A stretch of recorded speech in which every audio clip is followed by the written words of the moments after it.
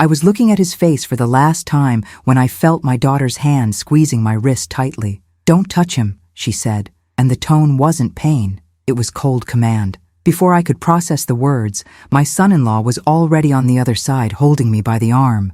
It wasn't support, it was escort. They led me to the door of the wake chapel while 40 people watched in silence. Nobody moved, nobody said a word. "My name is Elena Rodriguez. I am 67 years old, and on that Tuesday, April 23rd, in the chapel of the Municipal Cemetery in San Antonio, Texas, my own children kicked me out of the wake of the man I loved for 43 years. The mahogany coffin glowed beneath the white flowers I had picked the morning before. Miguel was in there, motionless, wearing the navy blue suit he wore on our last wedding anniversary, and I couldn't even touch his hand one last time. I felt my body shake, my legs give out. The chapel spun. The smell of lilies sickened my stomach. I walked to the sidewalk, and when the glass door closed behind me, I heard the priest resuming the prayer as if nothing had happened. Before continuing, if you have already experienced family betrayal, leave a like and subscribe to the channel, because this story goes far and revenge will be proportional to the pain. Comment which city you're watching from because I need to know I'm not alone in this. I stood there on the cemetery sidewalk, alone, with the midday sun beating down on my head. Cars passed slowly on the street. A woman with a baby stroller crossed the avenue without looking at me. The world continued as normal, while mine fell apart. My phone vibrated in the pocket of my black purse. I took it off without thinking, still stunned. It was a message. From Miguel. From his phone. Scheduled. My heart stopped. He had scheduled messages for me before he died. The screen said, "To be delivered on the day of my funeral." I opened it with my hands shaking so much that I almost dropped my cell phone. "My love, if you're reading this, it's because today I'm being buried. I need you to know something I discovered 3 weeks before I died. I found documents hidden in Patricia's room. Our daughter and her husband forged a power of attorney in her name. I took photos of everything and saved them in the cloud. The password is our wedding date. They plan to admit you to a psychiatric asylum using a fake medical report to keep everything we built. There are recorded meetings. There's WhatsApp talking about it. I confronted Patricia 2 days before my heart attack. She said you're too old to manage the estate and that it would be better for everyone. Don't let them destroy you, Miguel." The message had a link. I clicked. Cloud folder with 47 files, photos of documents, audios, WhatsApp conversations in print, fake medical report signed by a psychiatrist I had never seen. Power of attorney with my grotesquely imitated signature, spreadsheets dividing my assets as if I were already dead or incapable. My vision darkened at the edges. I sat on the curb right there. A man in a suit asked if I was okay. I couldn't respond. He continued walking. I opened the first audio. It was the voice of Patricia,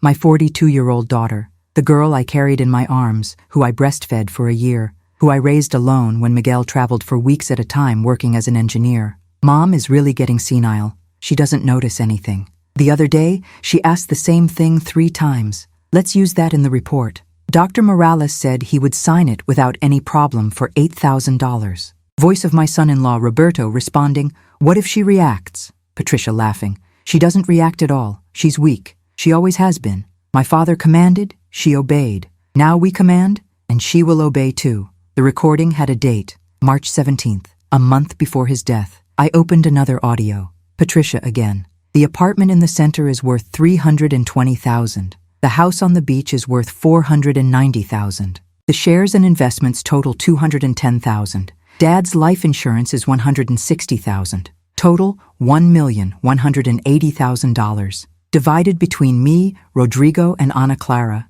it gives $393,000 each. Mother stays in the nursing home spending about $3,000 a month. Survives 5 years at most, spends $180,000 in total. There's still over $1 million left between the 3 of us. Ana Clara was my other daughter, 39 years old. Rodrigo was my middle son, aged 40. Everyone was in on the plan.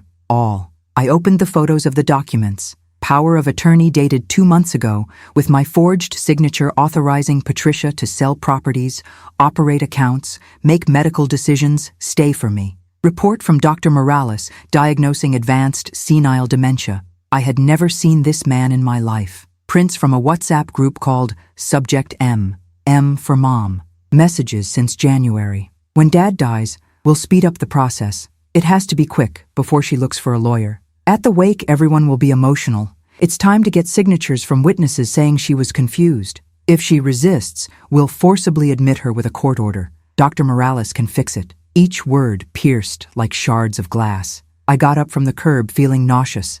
I looked at the chapel. Through the glass windows, I saw the silhouettes of people, my family, the monsters who planned to erase me from my own life. I wanted to come in screaming. I wanted to show the phone for everyone to see. I wanted to pull Patricia out by her hair and ask her how she could, but the legs wouldn't obey. The shock was physical. Sweat ran down my back despite the air conditioning inside the chapel. My heart was beating so fast that I felt pain in my chest. Would I have a heart attack like Miguel? Was this what they wanted? That I would die soon? I walked to my car in the parking lot. I entered. I locked the doors, and I cried like I hadn't cried since I received the news of his death 3 days earlier. But now it wasn't just sadness. It was betrayal in layers. I lost my husband. I lost my children. I lost the illusion that I had a family. I stayed in the car for 2 hours. I saw people leaving the chapel, the procession forming, cars heading to the funeral. I didn't go. I wasn't able to. I drove home on autopilot. The house where we lived for 38 years. 3 bedrooms, garden with jacaranda trees that Miguel planted, balcony where we had coffee every morning. I entered. Silence. He was no longer there. Never would be again. I went to the room. I even laid down with my clothes on, the white ceiling blurred by tears. How long was I there? I don't know. It got dark. Dawn. It got dark again. The phone rang. I didn't answer. Messages arrived. I didn't read it. Someone knocked on the door. I didn't open it. On the morning of the 3rd day, I heard the insistent doorbell. Patricia's voice shouting, "Mom, open up. We need to talk." Rodrigo's voice, "Mommy, stop the drama. Open it soon." Ana Clara's voice, softer, fake, "Mom, we're worried about you. Please." I lay there without responding. I heard them talking outside. Patricia, "She's throwing a tantrum. Ridiculous." Rodrigo, "Let's use the spare key." Ana Clara, "No, wait. If she registered something, home invasion complicates things." Patricia, irritated, "What to record? She barely knows how to turn on her cell phone." They left. I got up. I looked in the bathroom mirror. My face was swollen. Deep dark circles. Shaggy gray hair. Pale skin. I lost 3 kilos in 3 days. It looked like a corpse. Maybe that's what they wanted, that I would turn into a convenient corpse. I took a shower for the first time. Too hot water burning the skin. I wanted to feel something other than numbness. I put on a clean shirt. I went to the kitchen. I opened the refrigerator. Food that Miguel had bought the previous week. Strawberries he loved. I would never see him eating strawberries again. I sat at the table and ate a strawberry. Chewing hurt. Swallowing hurt. Existing hurt. I picked up the phone and reread his message. I read the audios again. I saw the photos of the fake documents again. And something changed. I don't know how to explain exactly what it was. Maybe it was Miguel's voice in the last audio saying, "Fight." Maybe it was realizing that if I turned myself in, his memory would be tarnished too. He fought to protect me and died fighting. Was I going to give up like that? No. I got up. I took paper and pen. I started making a list. 1. Organize all the tests. 2. Look for a lawyer. 3. Block any access my children have to my accounts. 4. Gather documents of my mental capacity, recent medical prescriptions, appointments, exams. 5. Find witnesses to prove my lucidity. I worked on that list until dawn. The next morning, Thursday, a week after Miguel's death, I dressed in my best outfit, black slacks, white silk blouse, low-heeled shoes. I tied my hair up. I put on light makeup. I looked in the mirror. She wasn't pretty, but she was dignified. I left the house at 8:15 in the morning. Cloudless blue sky, temperature of 24 degrees, spring in San Antonio. I drove to the law firm that Miguel used for his company's matters, Martinez and Associates, 12th floor of a commercial building in the center. Blonde receptionist answered me. "Good morning, how can I help you?" "I need to talk to Dr. Ricardo Martinez. It's urgent." "Do you have an appointment?" "No, but she is the widow of Miguel Rodriguez. He was a customer here 15 years ago." She made an internal call. 5 minutes later, a 58-year-old man, gray suit, gray hair, steel glasses, black frame, received me. "Mrs. Rodriguez, my condolences. Miguel was more than a client. He was a friend. Come in, please." Office with city views, dark wooden table, diplomas on the wall. I sat down. He sat down. "How can I help you?" I took a deep breath. Dr. Ricardo, my children forged a power of attorney in my name, bribed a doctor for a false psychiatric report, and planned to forcibly admit me to an asylum to keep my inheritance. I have proof of everything. I put my cell phone on the table. I showed.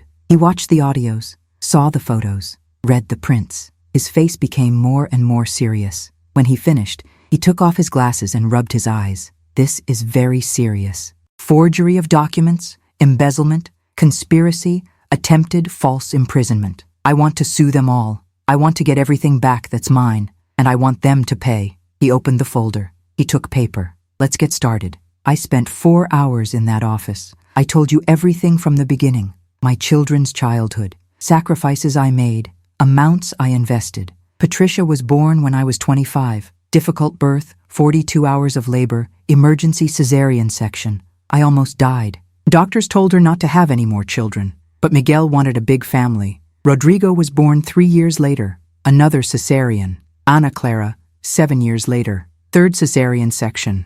After that, I had a tubal ligation. My body was destroyed, but I was happy. 3 healthy children. Miguel worked a lot, weeks away in construction. I was alone with them. I was a housewife for 18 years. I woke up at 5:30 in the morning to make breakfast. I took it to school. I was searching. Helped with lessons. I cooked 3 meals a day. I cleaned a 150 square meter house alone. I washed clothes by hand because we didn't have a machine in the early years. I sewed clothes to save money. When Patricia was 15, I started working part-time as a secretary at a dental clinic. He earned $1,200 a month. I kept it for their education. Rodrigo wanted to go to business school. I paid $43,000 in 4 years. Patricia wanted to do nursing. I paid $38,000. Ana Clara wanted publicity. I paid $51,000 because it was a private university. $132,000 total in education. Furthermore, I lent $15,000 to Rodrigo to open his first business, which went bankrupt in 8 months. Never paid back. I lent Patricia $22,000 to buy a car because hers broke down. He paid $6,000 and stopped. I made a down payment of $35,000 on Ana Clara's apartment when she got married. She promised to return it when it was stable. Never returned it. I bought gifts for my 7 grandchildren every birthday and Christmas for years. Average of $300 per child per year. 7 children times 15 years times $300. $31,500. I paid a dentist for Patricia's grandson. $4,000. I paid for tonsil surgery for Rodrigo's granddaughter. $6,000. I helped Ana Clara pay for her divorce lawyer. $12,000. Add it all up. $263,000 invested in them throughout their lives. Dr. Ricardo wrote everything down. And what about your current assets? House where I live. Paid off. Estimated value at $410,000. Apartment that Miguel bought as an investment in the center. Paid off $320,000.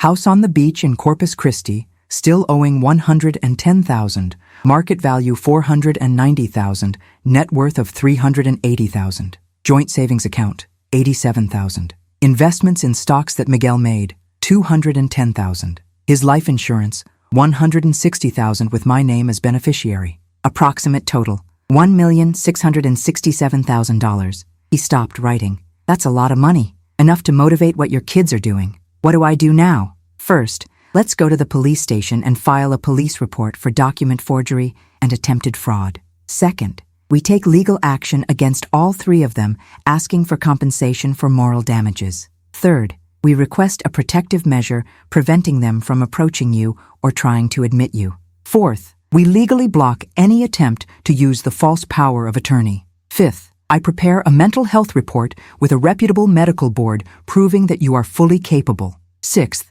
let's go after it of this Dr. Morales and his medical counsel. Seventh, we legally collect all unpaid loans with interest and correction. How long does this take? 6 months to a year. And how much will it cost? My fee, $50,000 for the entire case. But if we win, and we will win, they'll pay the costs. Do everything. Do you have somewhere to stay in the meantime? They know your address. I have a cousin, Beatrice. She lives alone, NHA. I can keep her for a few weeks. Great. Let's start now. We left the office at 12:40. We went straight to the Central Police Station.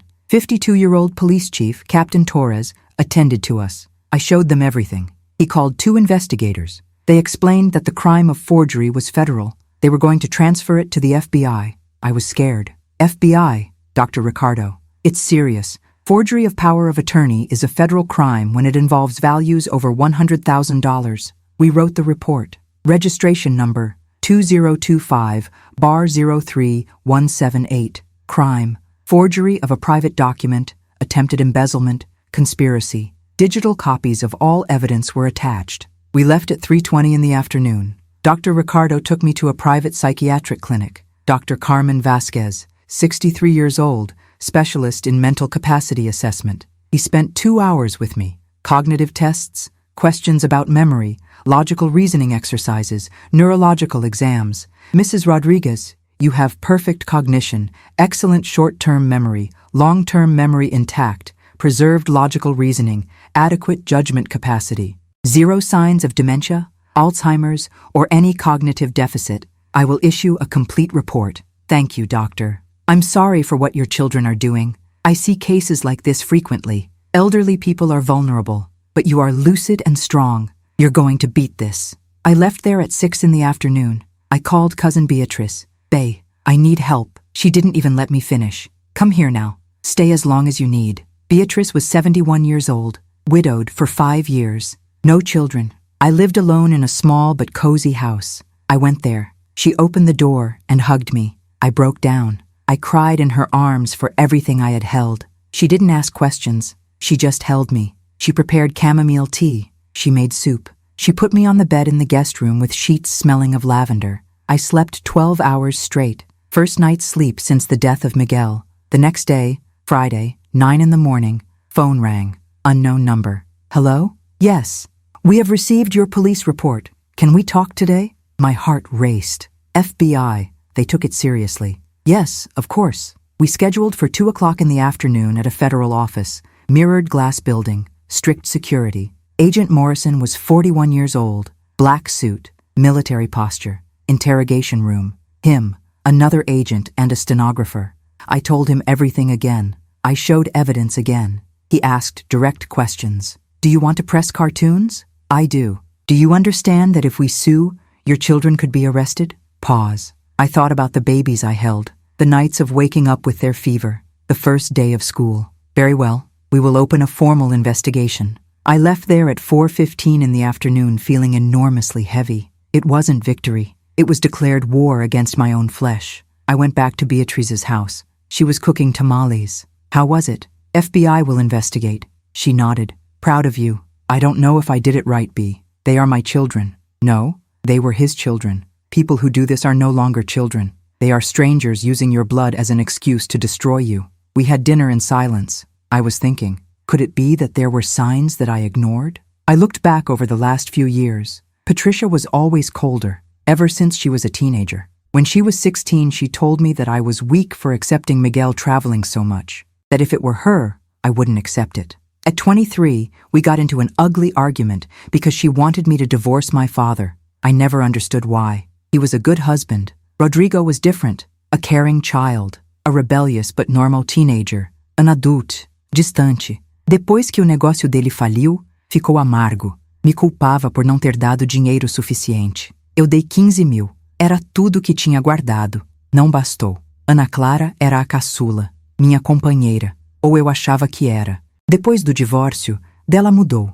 Ficou calculista. Começou a perguntar sobre testamentos, heranças. Achei natural. Estava refazendo vida. Precisava segurança. Mas agora via que estava medindo quanto receberia quando eu morresse. Os sinais estavam lá. Eu não quis ver.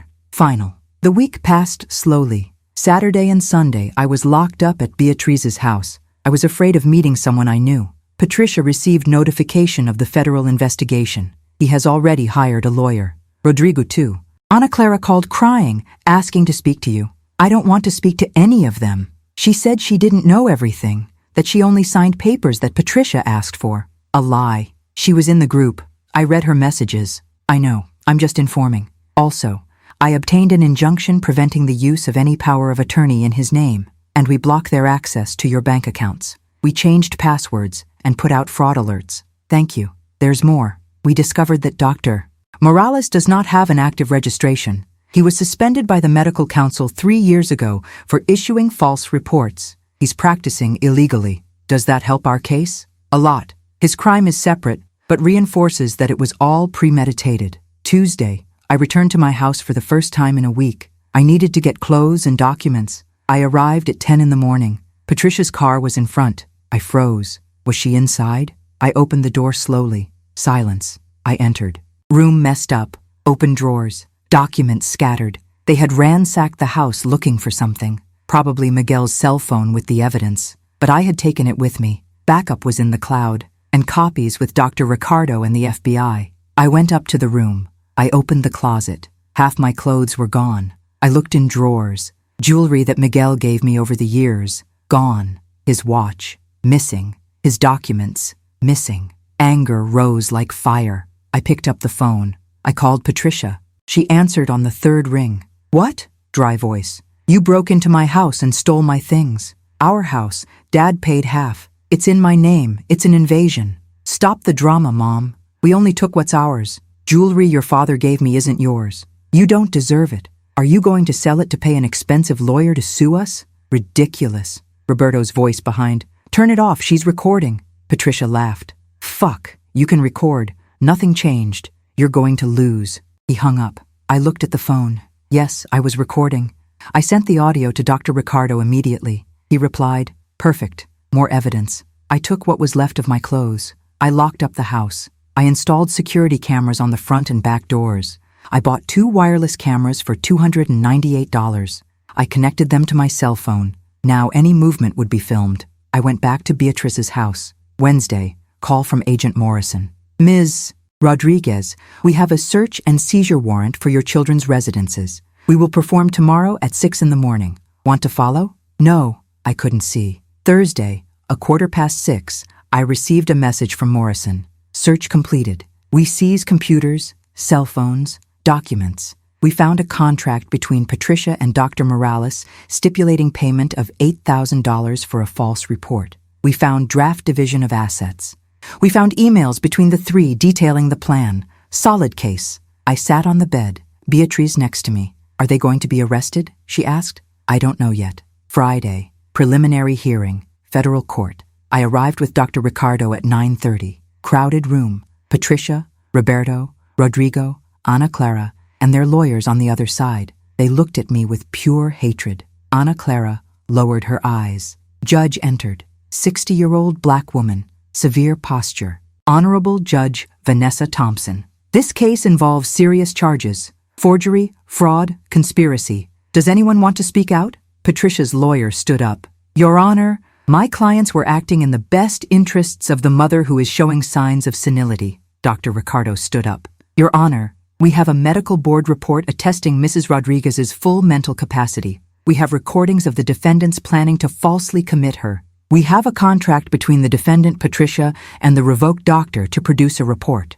There is no possible defense. The judge leafed through documents. A false medical report is a very serious crime. Ditto forgery of power of attorney. I see substantial evidence here of premeditation. Defendants Patricia Rodriguez, Rodrigo Rodriguez, and Ana Clara Rodriguez are indicted. Parole on bail, $100,000 each. Prohibition of contact with the victim. Next hearing in 60 days. The gavel banged. Patricia shouted, 100,000? Where are we going to get it from? Judge, that's your problem. Next case. We left. Dr. Ricardo smiled. First victory. Will they pay the bail? Probably. They're going to sell something or borrow something. And then we continue with civil action for moral damages. You will win. The following Tuesday, 3 of them posted bail. Probation. Process continued. Months passed slowly. I continued living with Beatrice. I didn't go back to my house. It hurt too much. I sold the downtown apartment for $320,000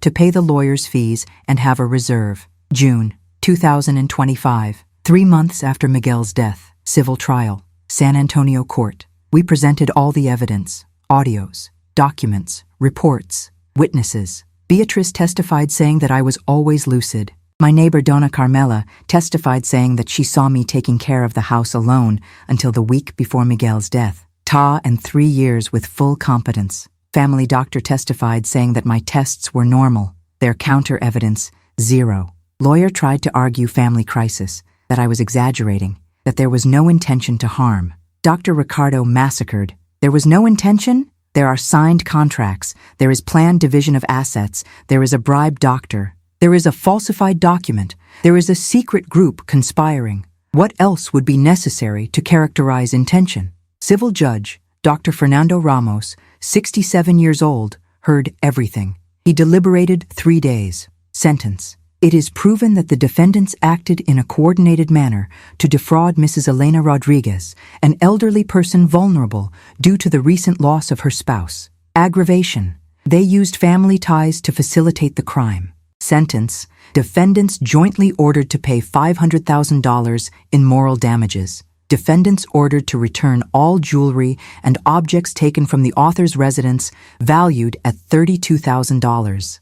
Defendants ordered to pay unpaid loans with interest of 5% per year since the original dates. Rodrigo owes $24,000, Patricia owes $37,000, Ana Clara owes $41,000. Total, $634,000. Payment period, 12 months. Patricia fainted, literally, fell off the chair. Ambulance called. Paramedics took it. Roberto followed, cursing under his breath. Rodrigo left with his head down. Ana Clara sat crying. Her lawyer tried to console her. Dr. Ricardo gave me a hand. Congratulations. I didn't feel joy. I felt empty. I won justice but lost family. We left. Reporters at the door. How did it leak? Mrs. Rodriguez, how do you feel? I didn't respond. Dr. Ricardo, my client is satisfied that justice prevailed. No more questions. We got into the car. He took me to Beatrice's house. What happens now? I asked. They'll try to appeal. They'll probably lose. Then they'll have to pay.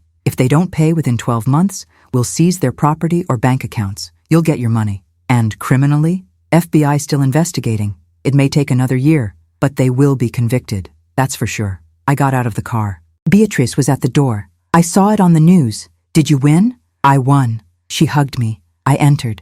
I sat on the sofa. I looked out the window. Children playing in the street. Normal life. My life would never be normal again. 6 months later. December 2025, 2 years after it all started. None of the 3 paid the amount due. Deadline has passed. Dr. Ricardo initiated seizure. Patricia lost her apartment, valued at $240,000. It was auctioned off to pay part of the debt. She and Roberto moved into a small rented house. Their marriage collapsed. Roberto filed for divorce, claiming he married Patricia for the family's financial stability, and now there was none. Divorce granted. She was left alone. Rodrigo lost his car and had his bank account seized. They managed to withdraw $68,000. He declared personal bankruptcy. His business closed. I was working as a department store manager, earning $3,000 a month. Wife was left, but relationship was shaken. Ana Clara sold her house in a hurry at a loss. He lost $40,000 in the hasty sale.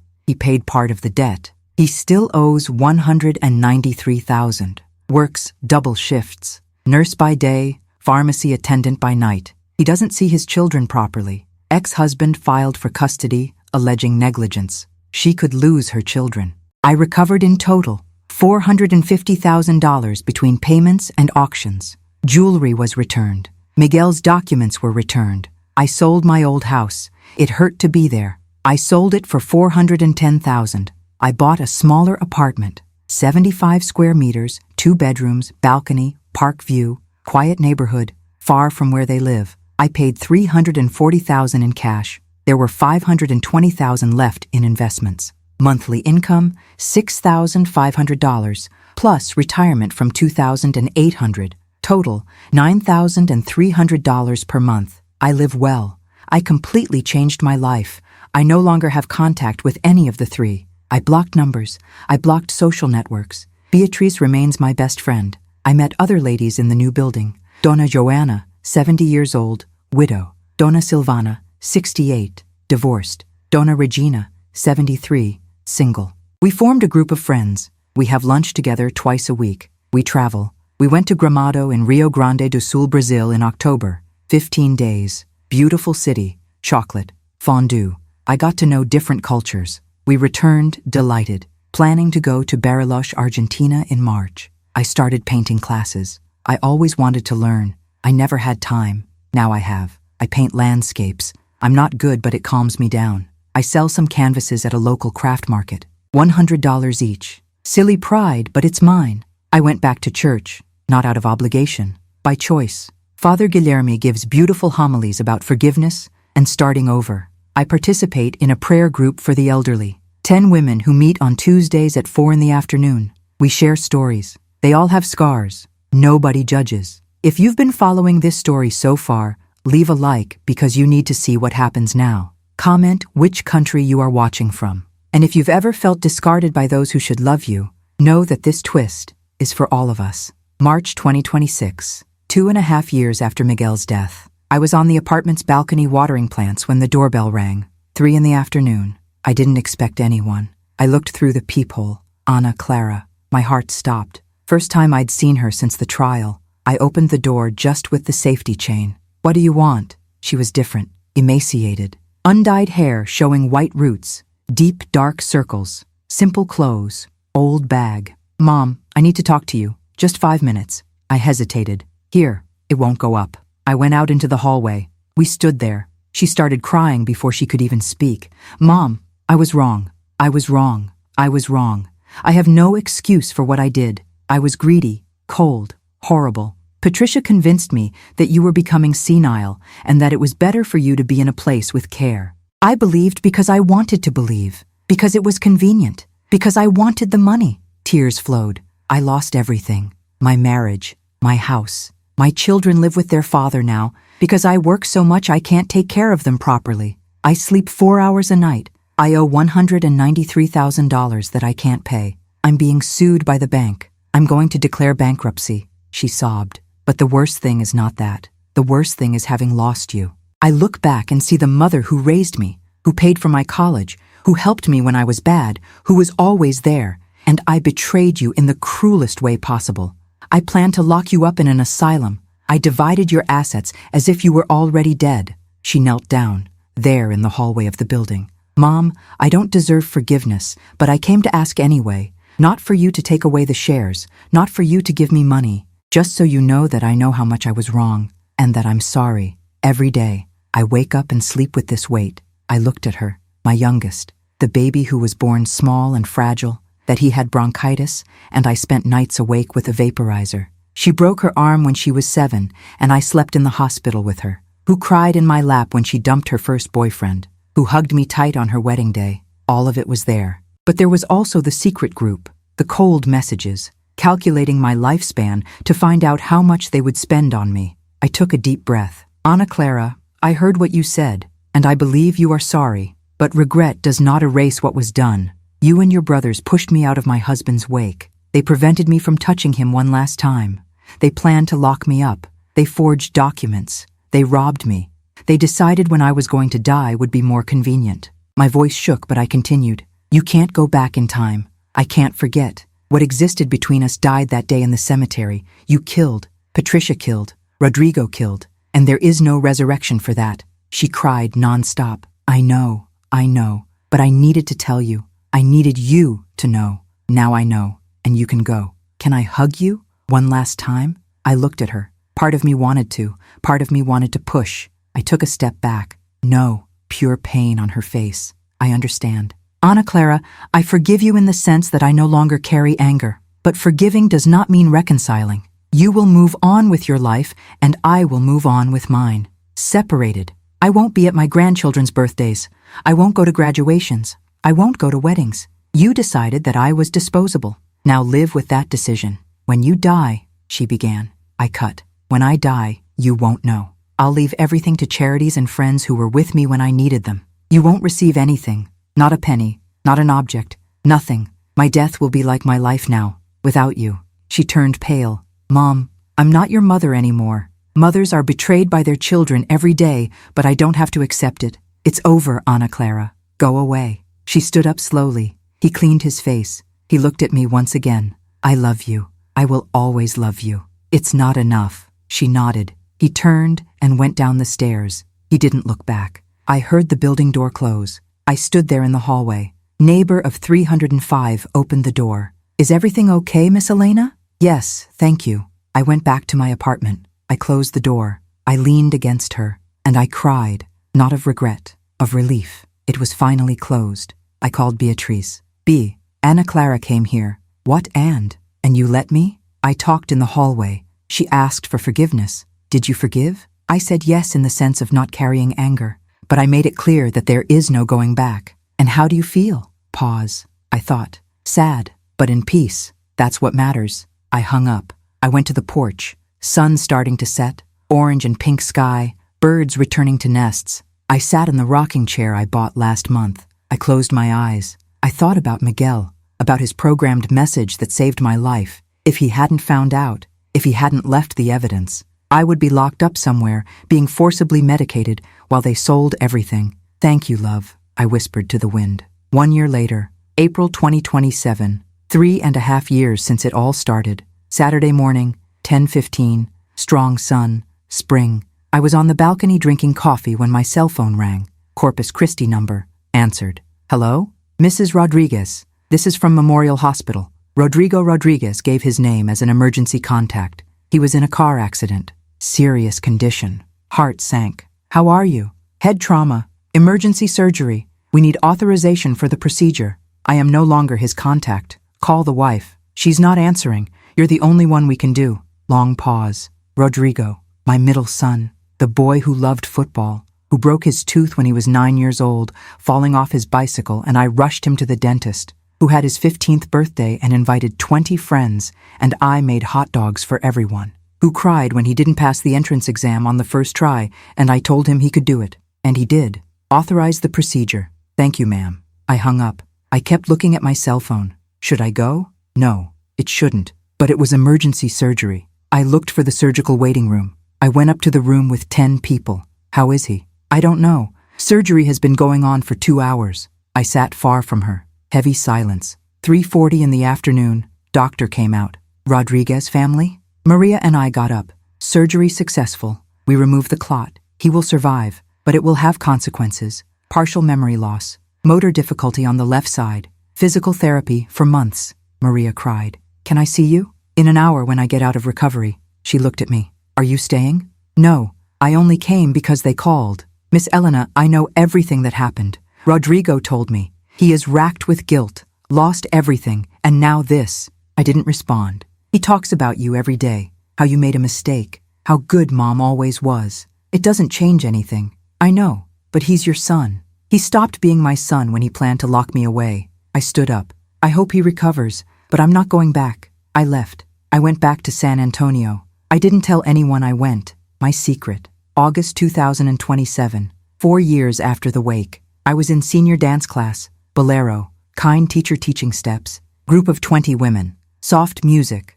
Slow movements. Door opened. Man entered. 73 years. White hair, glasses, shy smile. Sorry I'm late. Teacher. No problem, Mr. Antonio. You can come in. He went to the back. We were dancing. Class ended at 7 in the evening. I went to get water. He was there. First time I've seen you here, he said. I started last month. I've been coming for 6 months. Help with loneliness after wife passed away. I'm sorry. It's been 3 years. It gets easier, but it doesn't go away. We talked for 15 minutes. Full name, Antonio Silva. Retired. Was a history teacher for 38 years. Widowed. No children. Wife can't have one. Lived alone in an apartment near the park. I told him superficially about myself. Widow, retired. I like to paint. He smiled. Painting? I photograph. Nature mainly. Beautiful. Want to see some photos sometime? I hesitated. Maybe. No pressure. Only if you want. We left. The following week, class again. He arrived early. He sat nearby. We talked before class started. About books, about old films, about recipes. Third week, he invited us for coffee after class. I accepted. Small cafe.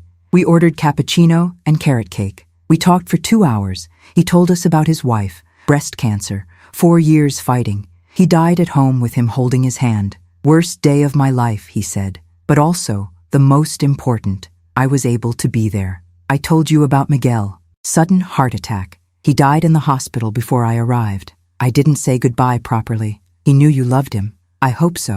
I didn't tell him about the rest, the children, the betrayal. It was too heavy for a second date. October. Trip in G group to Bariloche. 15 people. Antonio was in the group. Coincidence? No. Beatrice confessed later that she suggested he go. You guys match. You need a push. Beautiful Bariloche. Mountains. Lagos. Chocolate. Boat trips. Group dinners. One night, dinner overlooking the lake. Antonio sat next to me. Starry sky. Argentine wine. Elena, can I ask you a personal question? He can. Why do you always get sad when someone mentions family? I sighed. I counted. All. Wake. Message from Miguel. Children's plan. Processes. Conviction. Removal. He listened without interrupting. When I finished, he held my hand. I'm sorry you had to go through that, but I admire your strength. I don't feel strong. Strength is not about not feeling pain. It's about continuing to feel it. We returned from the trip. We continue to see each other. Coffee every Tuesday, lunch every Saturday, cinema some Fridays, walks in the park on Sundays, warming friendship, December, Christmas. I spent the last 3 years alone. It hurt, but I accepted it. Antonio called. I spend Christmas alone too. Do you want to have dinner with me? Where? My apartment. I promise I'm not a good cook, but I try. Laughs. Accepted. I went. His apartment was cozy, books on every wall, framed landscape photographs, small Christmas tree with yellow lights, simple dinner, roast turkey, puree, salad, wine. We talked about everything. He told stories of students over the years.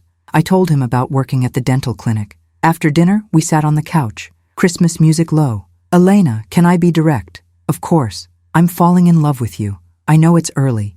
I know you carry pain. I'm not asking for anything. I just wanted you to know. I looked at him. Kind man. Patient. Respectful. Antonio, I'm afraid. I trusted people who destroyed me. I know. I'm not going to rush anything, but I'm here when and if you want me to. I kissed him. Soft. First kiss in 4 years. He responded carefully, as if I were fragile. Maybe it was. January 2028. 5 years since the wake. Antonio asked for an official relationship. I accepted. We started going out as a couple. I introduced it to Beatrice and friends. They all approved. Finally, Beatrice said. I presented it to the prayer group. Father Guilherme blessed. Life got lighter. He made me laugh. It made me feel seen, not as an obligation. How to choose. March. Call from unknown number. I answered by mistake. Hello? Dona Elena? This is Camilla, your granddaughter, Ana Clara's daughter. My heart stopped. Camilla. Last time I saw him, I was 11 years old. Now he must have been 15.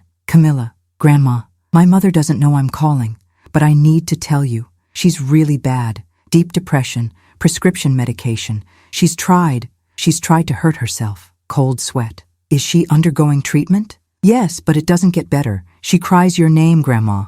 Every day. She says she lost everything. Her job is threatened because there is so much missing. We, the children, are with their father, but we want to see her better. Camilla, I'm sorry, but I can't help. I'm not asking for money, not for you to forgive. I just wanted you to know that she's hurting a lot, and that maybe a call from you would make a difference. It won't make any difference. What she needs is proper psychological treatment. She does. It doesn't work. Then you need another professional, but not me. Silence. Grandma, have you ever loved her? I loved it. So much. And now? Now I feel nothing. It's different from hate. It's empty, Camilla cried. I understand. Sorry to bother you. Turned off. I sat holding the phone. Antonio was with me. What it was, I counted. He thought. What do you want to do? Nothing. He is sure? She's reaping what she sowed. I'm not responsible for fixing it. It's not. But will you be at peace knowing she's suffering like this? I will. Because my suffering when they planned to lock me up was worse. I overcame it alone. May she overcome it too. He nodded. I respect your decision. I didn't call Ana Clara. I blocked Camilla's number. June 2028. News arrived via distant acquaintance. Patricia died. Overdose of medicines. Suicide. Body found in rented apartment. Alone. Wake in small funeral home. Discreet burial. I didn't go. I felt nothing. Maybe a little sadness for the girl she was, not for the woman she became. Antonio asked if I wanted to go. No. No regrets later? None. Roberto called shouting that Patricia's death was my fault. I hung up. I blocked it. September. Rodrigo sent a letter. His address is a neurological rehabilitation clinic. Letter written in shaky handwriting. Mom, I know I don't deserve to read this, but Patricia died and I realized that life is short. I lost half of my motor skills. I can't work properly. Maria takes care of me, but I see tiredness in her. I'm not asking for anything. I just wanted to say that I'm sorry, and that if I die tomorrow, I'll die knowing that I lost the best person in my life because of greed. I tore up the letter. I played frog. Antonio saw it. Heavy? Yeah, but it was his choice. November. Trip to Portugal with Antonio. First international trip. Lisbon, Harbor, Sintra. 20 days of history, wine, cod, custard tarts. We saw castles. We walked on stone streets. We photographed sunsets over the ocean. He asked for my hand in marriage at a viewpoint overlooking the Tagus. Simple silver ring with small diamond. It's not luxurious, but it's sincere. It's perfect. I accepted. We got married in January 2029. Small ceremony. Beatriz as godmother. Friends present. Father Guilherme celebrated. Simple beige dress. Bouquet of white roses. Lunch in a restaurant with 20 people. 2-tier cake. Live music. We dance. We laugh. We were happy. Honeymoon in Buenos Aires. 10 days. Tango shows. Museums. Parks. We returned to San Antonio. He moved into my apartment. Organization of 2 retirees, he with books and cameras, me with paints and paintings. We cooked together, we watched classic films, we walked in the park, we visited Beatrice. Simple life, good life. May 2030, 7 years after the wake. Sunday morning, 10:30. We were having coffee on the balcony when our cell phone rang. Hospital number. Answered. Lady Elena Rodriguez Silva? Yes. This is University Hospital. Ana Clara Rodriguez was admitted. Suicide attempt. Stable condition but asked to call you. I closed my eyes. How are you? Physically stable. Psychologically in crisis. Do you want to see her? No. She's asking a lot. Say I wish you recovery but I won't visit you. Understood. I hung up. Antonio held my hand. Are you well? Yes? Want to talk about? There's nothing to talk about. She tried to kill herself. It's terrible. But it doesn't change anything between us. Are you sure? I looked at him. Yes. I went through hell. I rebuilt my life brick by brick. She had the same options. She could have sought therapy. She could have rebuilt too. She chose to carry guilt as punishment. I can't save her from this. He kissed my forehead. You are stronger than you think. 2 weeks later, Ana Clara was discharged. I found out from Beatriz, who found out from someone else. I was living with Camilla in a small apartment, working part-time, controlled medication, therapy 3 times a week, rebuilding slowly. He never tried to contact me again. August 2030. Call from Maria, Rodrigo's wife. Dona Elena, Rodrigo passed away. Neurological complications from the surgery. Thrombosis. It was quick. I'm sorry, Maria. Wake tomorrow at 4 in the afternoon. San Francisco Chapel. I am not going. Silence. He was your son. It was. It isn't anymore. It died to me 7 years ago. You're tough lady. You didn't experience what I experienced. Good luck. I hung up.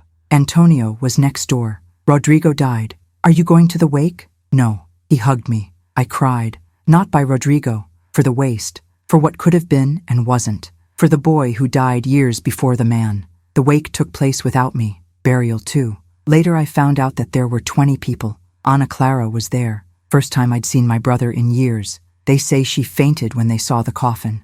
October 2030. My 70th birthday. Antonio organized a surprise party, 25 friends, decoration with golden balloons, 3-tier cake, old photos projected on the wall, young me, with Miguel, traveling, laughing. There were no photos with my children. I had discarded them all. They sang congratulations, emotional speeches. Beatrice. Elena survived the worst and flourished. She is an example for everyone. Dona Joanna. I met Elena 5 years ago. She was rebuilding. Today she is whole. Antonio. I married the strongest woman I've ever met. She doesn't know that, but it is. I blew out candles. Desire, peace, just peace, and he was at peace. December 2030. Christmas, second Christmas married to Antonio. We had dinner at home. We invited Beatrice and 4 other friends. Abundant food, wine, laughter. At 10 o'clock at night, the doorbell rang. Strange. We weren't expecting anyone. I opened it. Ana Clara, older, completely white hair, too thin, simple clothes, alone. Mother. I didn't respond. I know I shouldn't be here, but it's Christmas. Patricia died. Rodrigo died. It's just you and me left. I thought maybe... No, Mom, please. 7 years. 7 years of paying. I lost everything. I tried to kill myself twice. I went through treatment. I'm getting better, but alone. Completely alone. My children barely speak to me. I have no one. You had it. Destroyed it. I know I messed up horribly, but I'm your daughter. Your blood. Can there be no forgiveness? I looked at her. I saw the baby I held. I saw the betrayal you planned. Ana Clara, I forgave you years ago. Forgiving is not feeling angry. I don't feel angry. But forgiving is also not forgetting or reconciling. What you did killed our relationship. There is no resurrection for that. You are biologically my daughter, but you are no longer my family. So who is your family? I pointed inside. Beatrice, Antonio, friends laughing at the table. Them. People who chose me and who I chose. Family is not blood. It's respect, love, presence. You don't have any of that with me. Tears streamed down her face. I love you. Maybe, but it's not enough. Go away, Ana Clara. Redo your life. Find peace, but far from me. If you die, when I die you won't know. My will leaves everything to charities and to Antonio. You are not in it, not even in my mind. She stood still, then she nodded slowly. Merry Christmas, Mom. Merry Christmas, Ana Clara. I closed the door. I went back to the table. Who was it? Antonio asked. No one important. We toasted. We ate. We laughed until midnight. I went to sleep in peace. January 2031, 8 years after the wake. I started writing a book. I survived family betrayal. Complete report. Miguel, sons, plan, processos, reconstrução, Antônio, nova vida. Escrevi 3 horas por dia durante 4 meses. 240 páginas. Mostrei para a pequena editora local. Aceitaram publicar. Lançamento em julho. Sessão de autógrafos em Livraria do Centro. 30 pessoas compareceram. Vendi 23 cópias. Não era best-seller. Era minha história salva. Setembro. Grupo de apoio para mulheres idosas vítimas de abuso familiar me chamou para a palestra. Falei para 50 mulheres. Contei minha história. Vi lágrimas. I saw identification. Afterwards, 5 women came to me, all going through similar situations. I contacted Dr. Ricardo. I am proof. November 2031. Diagnosis: cardiac arrhythmia. Controllable with medication. Not grave, but reminder of mortality. I'm 71 years old. Miguel died at 66. I don't know how much time I have. Nobody knows. I spoke with Antonio. I want to enjoy every day. Let's do this. December. Trip to Patagonia. Glaciers. Mountains. Lagos. Intense cold but impressive views. We walk hand in hand. We photograph. We live. February 2032. 9 years after the wake. Saturday morning. I was painting on the balcony when Beatrice called. Strange voice. Elena, I need to tell you something. Ana Clara died. Heart attack. 49 years. It was quick. I stopped painting. When? Last night. Funeral? Monday. I don't know where. I hung up. I stared at the unfinished painting. Mountain landscape. Blue sky. Antonio went out onto the balcony. What happened? Ana Clara died. He sat next to me. Are you going to the funeral? I don't know. You're confused. I am. She was my daughter for 24 years. She was my enemy for the last 9. I don't know what I feel. You don't need to decide now. I spent the weekend thinking. Monday morning, I dressed formally. I discovered the funeral location. The same chapel where Miguel's was 9 years before. Cruel irony. I arrived at noon. Car in the parking lot. I went in. 15 people. Closed coffin. Few flowers. Camilla saw me. Red eyes. She came running. Grandma, you came. I came. Mom would have been happy. I didn't answer. I sat in the back, far from everyone. Father spoke briefly. Camilla read the letter crying, but he paid for every mistake. She died alone, broken, but trying to be better. We left for the cemetery. Simple burial, modest tomb, tombstone without a photo. Ana Clara Rodriguez, 1982, 2032. Rest in peace. They threw dirt. They prayed. People dispersed. I was alone in front of the tomb. I looked at the fresh earth. Ana Clara, I don't know if you hear me. I don't know if I believe you listen. But if you hear, I forgave you. I really forgave. Doesn't mean I forgot. It doesn't mean what they did didn't hurt. But I also don't carry hate. You were my daughter. Much of my life was happy having you. Another part went to hell because of you. Both things are true. I hope you have found peace. I found mine. I turned and left. I drove home. Antonio was waiting. I hugged him tightly. Are you okay? I am. It's finally over. What's over? The past. March 2033, 10 years after the wake. Tuesday morning, I woke up early, 6:15, sun rising. I went to the balcony, hot coffee, birds singing, Antonio still sleeping. I took a notebook. I started writing lists. 10 years later, I lost a husband I loved for 43 years, 3 children I raised for decades, trust in blood ties, innocence over family, part of my faith in people. I won, dignity restored, financial freedom, inner peace, true love with Antonio, real friends, purpose helping other women, strength I didn't know I had. I looked at the list. Losses were heavy, but gains too. It wasn't a fair exchange. It never would be, but it was reality. I survived. More than I survived. I lived. Antonio woke up, came to the balcony. Good morning. Good morning, love. What are you thinking about? How I got here? 10 years ago, I was being pushed out of my husband's wake. Today, I'm having coffee with you on our porch. Regret? Of having fought? Never. Of having lost them? Yes. Not the ones they were. The ones I thought they were. Longing. Of illusions. Not of reality. He kissed my hair. You are incredible. I'm a survivor. It's different. June 2033. Second edition of the book. First one sold out. 1,000 copies sold. Small but significant. I received letters from readers. Women going through similar situations. Women who found strength in my words. One wrote, I was going to give up. Reading your story saved me. Thank you for existing. I cried reading it. My pain becoming purpose. October. University lecture on the rights of the elderly. 200 law students. I told the complete case. They asked intelligent questions. How can we prevent cases like this from happening? Stronger legislation, real punishments, education about older people's rights, and courage for victims to report. Do you think your story is an exception? No, I think it's common. It's just not told. Standing ovation. Afterwards, the teacher thanked me. Your words will change perspectives. These students will be better lawyers. December 2033. Christmas again. Dinner at home with 10 friends. Beatrice, now 80, slower but present. Antonio cooked the perfect turkey. Table full of food and love. We toasted at midnight. For the family we chose. For new beginnings. For Elena, who inspires us. I looked around. Faces that genuinely loved me, not out of obligation, by choice. Smile, happy, genuinely happy. January 2034, 11th year. My health stable. Controlled arrhythmia. Antonio healthy too. We plan a trip to Greece. Old dream. June. Athens. Islands. Impossible blue sea. Ancient ruins. Delicious food.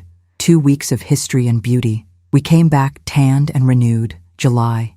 Message from Camilla, the only granddaughter who maintained minimal contact. Grandma, I got married. I wish you were there, but I understand if you don't want to come. I just wanted to let you know. I replied, congratulations, be happy. I won't go, but I wish you all the best. Her, thank you for responding. I know I'm not your family anymore, but you will always be my grandmother in my heart. I didn't respond anymore. Blocking hurt less. August, Beatrice hospitalized. Pneumonia. I went to visit her every day. Hospital smelling like disinfectant. She's fragile in bed. Elena, if I die, you won't die. You'll leave and come back to dance bolero. She laughed weakly. If you die, thank you for being more than a cousin. You were a sister. You too. She recovered. High in 10 days. She returned home more fragile but alive. September of 2034. Casual encounter. Supermarket. Pasta aisle. I bumped into someone. Sorry. I looked. Roberto. Patricia's ex-husband. I hadn't seen it in 10 years. He aged poorly. Thinning hair, protruding belly. Tired eyes. Miss Elena. Robert. Embarrassed silence. How are you? He asked. Good, and you? Surviving. Married again. 2 young children. Starting over at 60 is not easy. I imagine. Pause. Patricia, he began. I interrupted. I don't want to talk about her. I understand. I was just going to say that she died regretful. Very regretful. It doesn't matter anymore. It matters to me. I lived with her the last few years. She hated herself. Her choice. He nodded. True. Well, good luck. Also, we follow opposite paths. We never saw each other again. December 2034. 12 years since the wake. Deep reflection. Sitting on the balcony. Starry night. Antonio sleeping. I thought about Elena from 12 years ago, broken woman sitting on the cemetery sidewalk reading a message from her dead husband. I thought about today's Elena, whole woman with full life, same person, different journeys. I cried, not out of sadness, of gratitude for having fought, for not giving up in that darkest moment. Antonio woke up. Are you crying? I'm fine, just remembering. He hugged me. We stay like this, under stars, in peace. If this story touched you, leave your comments saying where you are watching it from and share it with someone who needs to know that it is possible to start over. Like if you believe that no woman deserves to be treated as disposable, and remember, as long as you breathe, you have the power to change your story. I changed mine. You can too.